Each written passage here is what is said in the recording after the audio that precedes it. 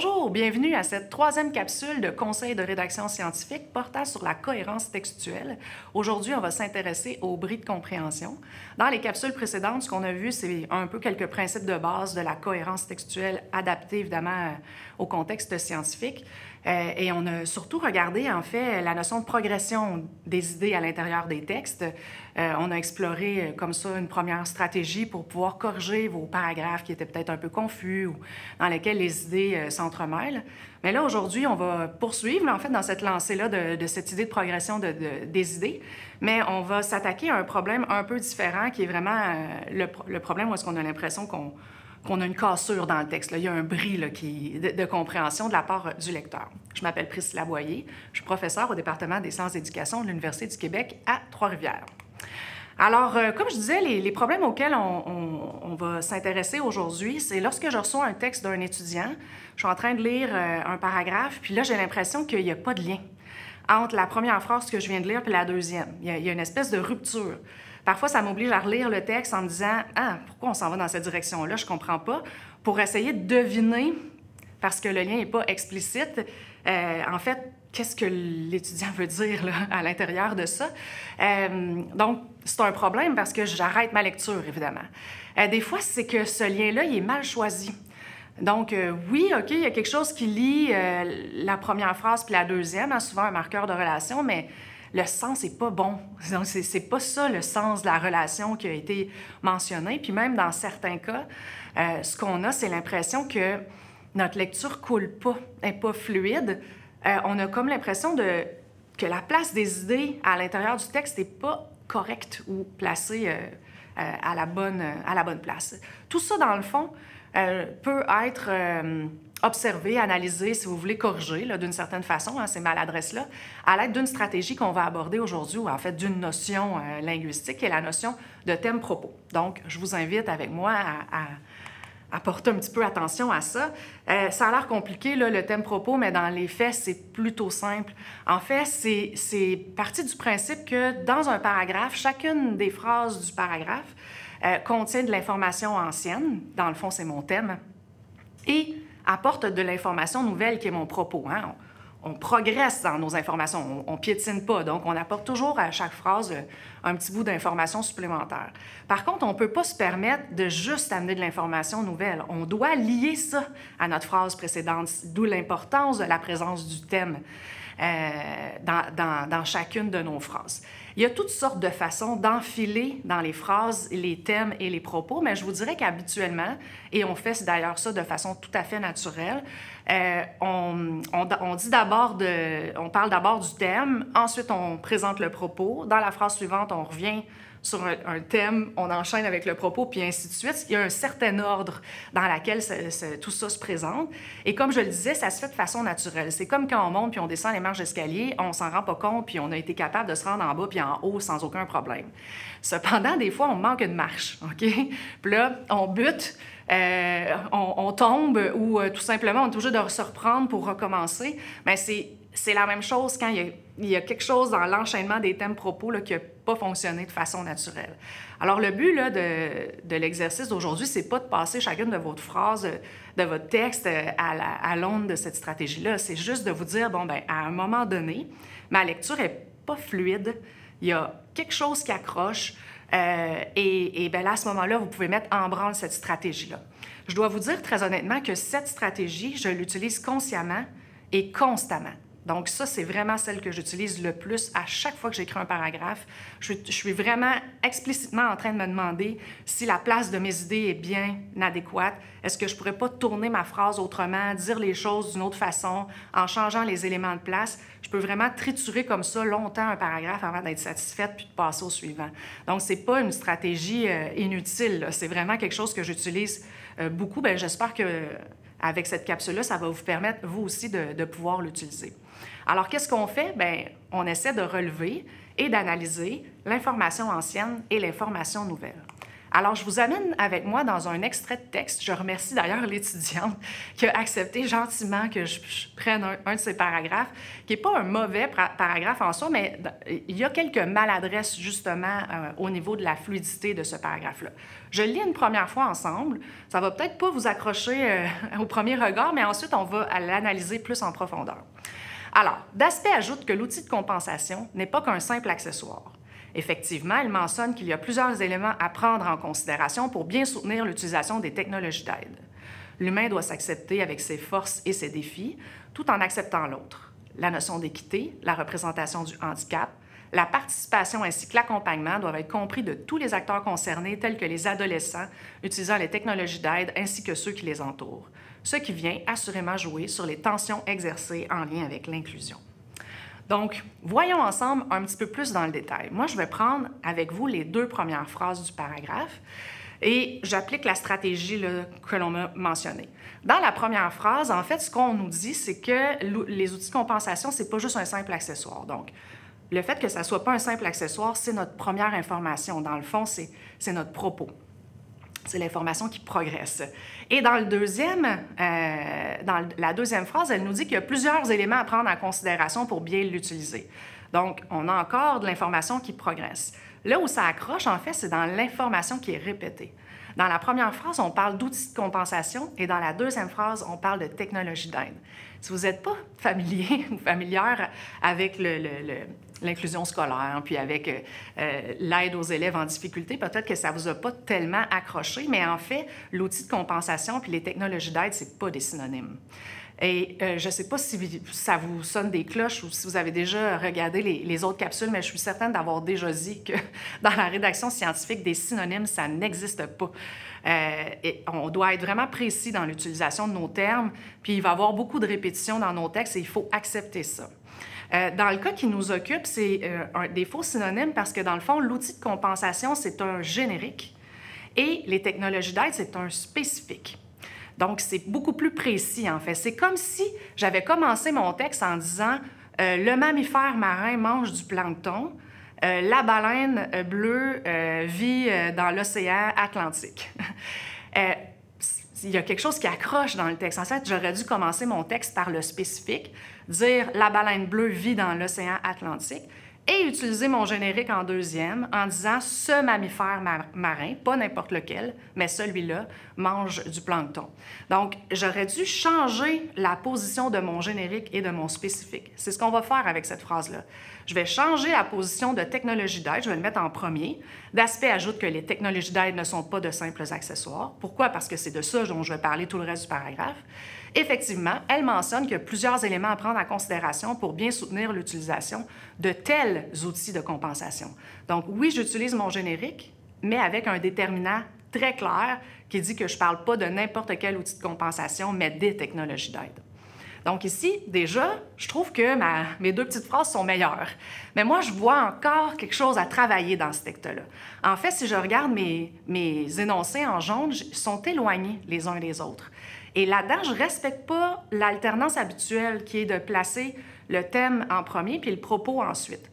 Donc, je me dis, qu'est-ce que ça donne si j'interchange, je modifie la position des outils de compensation dans le texte? Alors, ce que je vais faire, c'est que je vais le déplacer tout simplement pour le rapprocher de sa position habituelle. Qu'est-ce que ça donne? Bien, Daspey ajoute que les technologies d'aide ne sont pas de simples accessoires. Effectivement, pour utiliser de tels outils de compensation, elle mentionne qu'il y a plusieurs éléments à prendre en considération. Ça semble anodin, mais la fin de ma phrase se termine sur les plusieurs éléments à prendre en considération. Qu'est-ce qui va s'en venir dans la suite de mon texte? Probablement une énumération des éléments à prendre en considération. Donc, juste en faisant cette petite modification-là, le texte vient couler un petit peu mieux, si vous voulez. Je n'ai pas manqué de marche. Hein? Je me suis rendue en haut de l'escalier sans même m'en rendre compte. Mon lecteur accroche pas là-dessus. On pourrait terminer ça ainsi, mais il y a encore quelque chose qui me dérange, moi, dans ces 2 phrases-là. En fait, c'est le « effectivement ». Je ne sais pas si vous avez le même sentiment que moi, mais pour moi, le « effectivement » ici, en ayant changé la position d'énoncé, en ayant changé ma phrase, je trouve qu'il n'y a plus sa pertinence dans le texte. Et effectivement, si je l'enlève, c'est beaucoup mieux. Donc, Daspey ajoute que les technologies d'aide ne sont pas de simples accessoires. Pour utiliser de tels outils, elle mentionne qu'il y a plusieurs éléments à prendre en considération. Tiens donc, je peux supprimer mon « effectivement ». Il est superflu, en fait, dans le texte. Effectivement, qu'est-ce que c'est? Bien, dans le fond, c'est un marqueur de relation. Les marqueurs de relation, sûrement quand vous étiez plus jeune, au primaire ou au secondaire en particulier, peut-être même au cégep, on vous a vraiment dit d'en mettre, puis d'en mettre plus que moins, hein, dans toutes vos phrases ou à peu près. Moi, j'ai des étudiantes qui abusent des marqueurs de relation. Une phrase, un marqueur de relation, une autre phrase, un autre marqueur de relation. Pour être sûr que ça soit clair, puis pour être sûr que tous les liens soient bien présents. En fait, en vérité, un bon texte n'utilise que quelques marqueurs de relation et les occasions d'utiliser les marqueurs de relation, c'est lorsqu'il y a un bris d'information, donc lorsque la reprise d'information n'est pas tout à fait au rendez-vous entre les deux phrases, ou lorsque le lien entre les informations qu'on présente doit être précisé. C'est pas juste un lien d'accumulation ou j'ajoute de l'information supplémentaire. Des fois, c'est plutôt un lien d'opposition ou un lien de conséquence ou de cause. Puis là, je dois vraiment l'utiliser de cette façon-là. Et il y a tout un art, donc, dans l'usage des marqueurs de relation pour pas que notre texte accroche. Ça va plus loin que ça, parce que évidemment, c'est pas juste est-ce que je dois en utiliser un ou pas, mais des fois aussi, c'est de choisir le bon marqueur de relation. Ça aussi, c'est un défi. Et ma recommandation, c'est que sur Internet, là, il existe des listes et des listes de différents marqueurs. Vous pouvez vous les imprimer. Ils sont souvent classés par sémantique, là, par entrée sémantique. Et à ce moment-là, ça vous permet d'aller chercher de bons marqueurs, mais aussi de les varier. Moi, dans ma maîtrise, là, je pense que j'ai utilisé, cela dit, à peu près 50 fois, sinon plus. Donc, bon, il y a possibilité d'utiliser autre chose que ça. Puis, il faut aussi que le sens soit là. Hein. Chez mes étudiants, le « de ce fait » est très, très populaire. Or, pour utiliser un « de ce fait », bien, c'est parce qu'il doit avoir eu un fait qui a été présenté dans la phrase d'avant. S'il n'y a pas de fait dans la phrase d'avant, puis ce n'est pas une conséquence qui découle de ce fait-là, n'est-ce pas? Bien, votre « de ce fait », il est mal choisi. J'ai donné cet exemple-là, mais des fois, il faut réfléchir à l'usage des marqueurs de relation comme ça pour lier là, nos phrases et pour éviter qu'il y ait un bris de compréhension de cette façon. Donc, je reviens à notre texte. On l'a résolu pour les deux premières phrases. J'y ajoute la troisième phrase qui suivait. « L'humain doit s'accepter avec ses forces et ses défis tout en acceptant l'autre. » Or, quand je lis cette phrase-là, il n'y a rien qui est repris comme information. On a l'impression d'un vrai bris de compréhension par rapport aux phrases précédentes puis à celle-ci. En fait, on devine que, dans le fond, il s'agit là probablement du premier élément à prendre en considération. C'est une énumération qui commençait à partir de là, mais il n'y a rien qui explicitement me guide que c'est le cas comme lecteur. Alors, comment faire pour corriger ça? Bien là, à ce moment-là, je pourrais venir utiliser un marqueur de relation qui me permettrait d'indiquer à mon lecteur que je viens, attention lecteur, là, je commence une énumération. Le premièrement ou le d'abord, par exemple, aurait pu être utilisé comme je l'ai fait dans le premier encadré.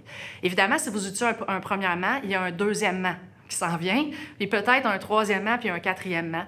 Il n'y a pas un premièrement puis un ensuite. Donc, il faut rester cohérent. Là. Bon, c'est une petite question de norme, disons, ou d'usage.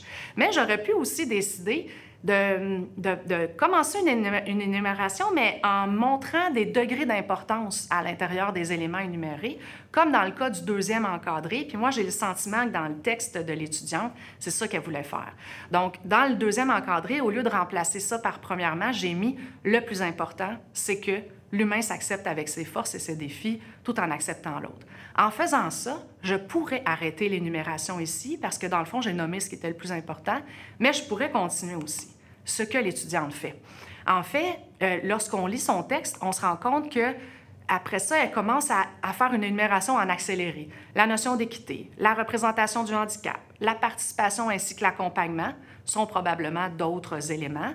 Elle ajoute que ces éléments-là doivent être compris de la part des adolescents et de leur entourage.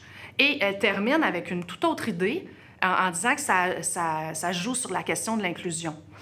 Ça favorise probablement les conditions de l'inclusion scolaire. Donc, on voit que sa dernière phrase est longue, beaucoup de choses à l'intérieur de ça. Comment je pourrais la travailler toujours en gardant à l'esprit la fluidité, la fluidité entre mes phrases, la présence des propos et des thèmes, bien, je vais tout simplement commencer ma phrase encore avec un marqueur qui me précise que d'autres éléments comme la notion d'équité, la représentation du handicap et la participation. Donc, avec le mot « élément », là, je fais une reprise, je rappelle que je suis dans une énumération. Bon, tous ces éléments-là doivent être bien compris des acteurs concernés, adolescents et entourage. J'ai un peu réduit la phrase par une formulation un peu plus simple, mais je garde l'esprit qui est là et je termine ma phrase là-dessus. Pour la dernière phrase du texte, le petit bout en vert qu'on voit, j'ai décidé d'en faire une phrase à part. Je laisse mon lecteur souffler un peu et je réécris une deuxième phrase, mais voyez comment elle est écrite, cette phrase-là. Elle est écrite sur le même principe de thème, propos.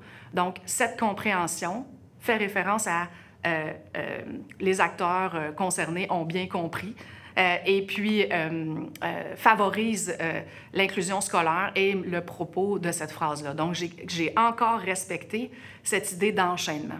Puis ce qui est bien avec ce paragraphe-là, c'est qu'il ouvre sur l'inclusion scolaire. Donc, comme lecteur, qu'est-ce que je m'attends à voir dans le paragraphe suivant? Un paragraphe sur l'inclusion scolaire. Donc, on voit ici que le tricotage là, entre mes différents paragraphes a été corrigé. Ce paragraphe-là est nettement meilleur que la première version qu'on avait, tout en respectant le sens que l'étudiante voulait, en fait, à l'intérieur de son paragraphe-là.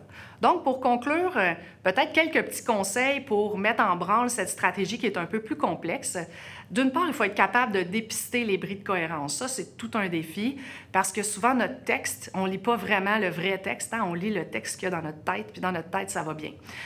Donc, la lecture à haute voix permet de localiser un peu plus de maladresse à l'intérieur de nos textes, parce qu'on s'entend le dire un peu comme si c'était quelqu'un d'étranger qui lit le texte. Donc ça peut vous aider. Mais évidemment, faites-le lire. Votre directeur ou votre directrice peut identifier ce type d'erreur-là. Peut-être qu'elle ne va pas dire « Ah, ici, il y a un bris de compréhension ». Elle va dire « Je ne comprends pas ». Bien, c'est pas grave. Ça va vous permettre de dépister le paragraphe qui est problématique. Une fois que vous avez identifié qu'il y a peut-être un problème, bien, allez voir. Est-ce que c'est un problème d'enchaînement de thèmes et de propos? Donc, repérer l'information ancienne, l'information nouvelle, ça va vous aider à apporter les correctifs. Ça peut être de déplacer l'information, de l'ajouter si elle n'est pas présente, ou d'utiliser un marqueur de relation qui va permettre de clarifier le lien entre les deux éléments. Mais je vous rappelle que chaque phrase n'a pas besoin d'un marqueur de relation. Donc, les experts là, en écriture, vous pouvez facilement utiliser Antidote, qui est un super bel outil. Je n'ai pas de part dans la compagnie. Je devrais peut-être, parce que j'en parle tellement, mais j'en ai pas. C'est un excellent outil. Regardez, j'ai passé un texte au filtre logique d'Antidote et ce qu'il fait, c'est qu'il m'identifie tous mes charnières. Dans le fond, mes charnières, c'est quoi? Ce sont mes marqueurs de relation, mes organisateurs textuels, connecteurs textuels. Et puis, ça me permet d'aller valider si est-ce qu'ils sont nécessaires? Est-ce que je peux les effacer? Est-ce que le sens est bon? Donc, c'est une façon quand même assez efficace d'utiliser Antidote autrement que pour corriger seulement les fautes d'orthographe. Antidote ne les relève pas tous, mais vraiment fait un très bon travail, donc je pense que ça peut être particulièrement aidant. Alors, j'espère que cette capsule vous a été utile. Si jamais vous avez des idées de capsules portant sur des enjeux de rédaction scientifique, n'hésitez pas à les indiquer en commentaire. Ça va peut-être me donner des idées pour construire de nouvelles capsules. Merci, bonne fin de journée.